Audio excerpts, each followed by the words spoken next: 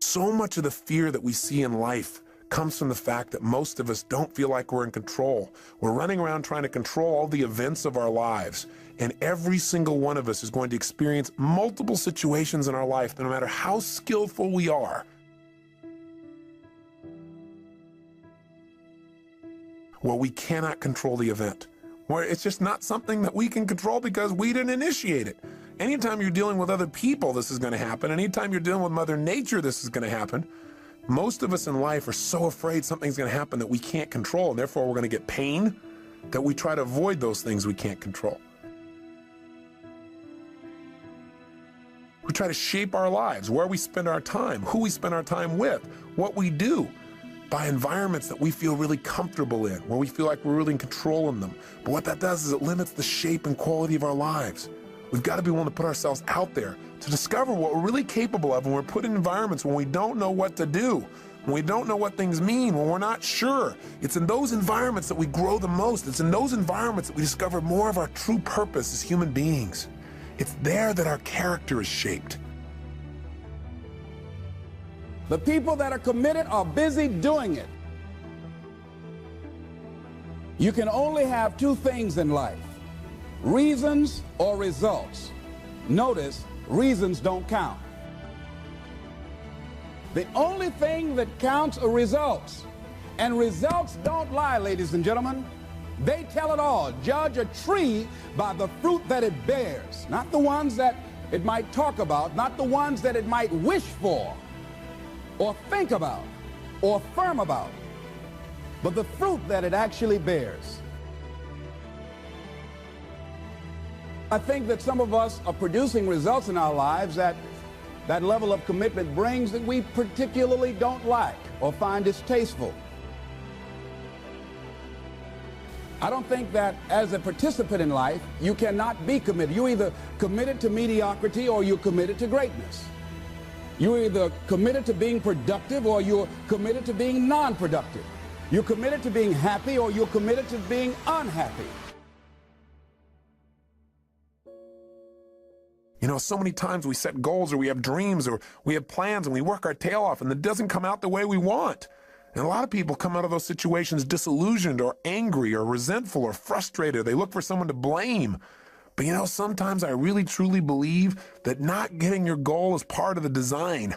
It's part of the game plan, causing you to dig inside and discover more of yourself, to really begin to use your real capacity as a human being, those traits that are within you that only expand when they're challenged, when demands are made upon them. God's delays are not God's denials, unless you give up, of course. If you don't do your part, then of course, whatever you've envisioned will never come to be. But we have to be willing to continue to put ourselves forth and know that events will show up that we can't control. You have to know the one thing you can control is not events. What you control is what things mean to you.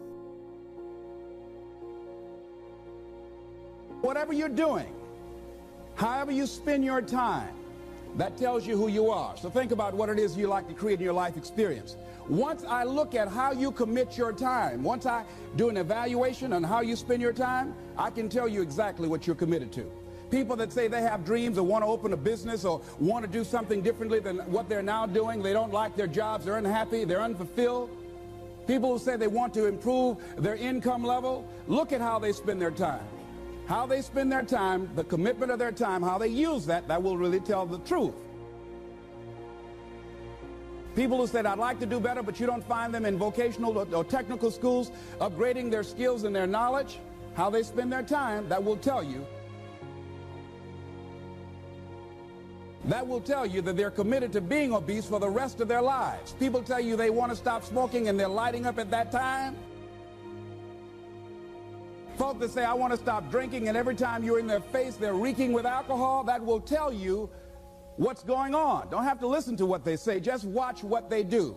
Commitment shows up in your life in what you do.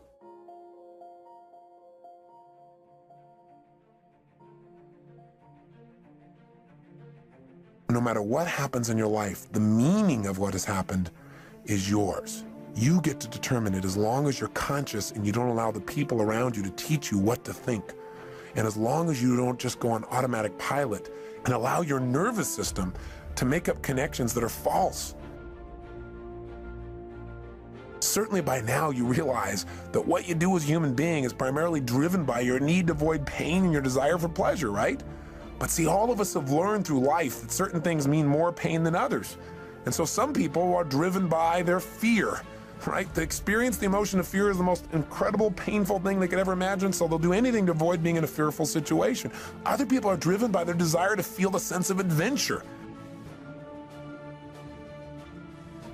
Obviously, they make decisions differently. They focus on different things in life. They can walk in the same room as someone who lives in fear and they're going to notice different things. They're going to want to sit in a different place. They're going to want to try a different kind of vacation than someone who's trying to focus on how to be secure. What drives you? Are you driven by guilt? Are you driven by your past? When we use the word driven, the word drive, it really means to guide, to control, or to direct something. So what's guiding you? What's controlling you? What's directing your behavior? What's directing your focus? What's directing the meaning you're pulling from your life? Is it the competition you have with somebody else? Is it wanting to prove somebody wrong? Is it your desire to contribute? Is it your desire for joy or happiness? Or is it a sense of purpose that's driving you? A sense there's something out there for you to do. There's something you're designed to evolve into, to become, to share, to give, to create. You don't even know what it is. But you're willing to trust that each day more of it's going to come out. You can make the commitment to your life that you don't like the results that you have and that you're going to do something about it. Why is it that people are frightened by commitment? Because when you say the word commitment, that intimidates a lot of people. Why? Because it means you have to deliver. See, most people, you ask them, hey, look here, I'd like for you to do this. They'll say, I'll try.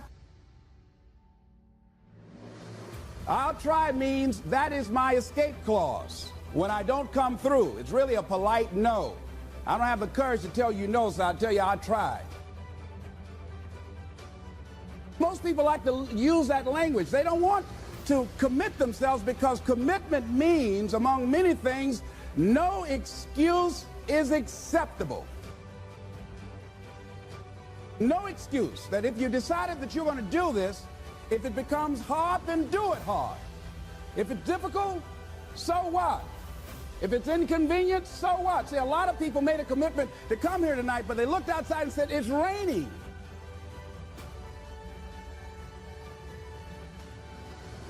The temperature dropped. It's cold outside. And they decide to give up on their commitment.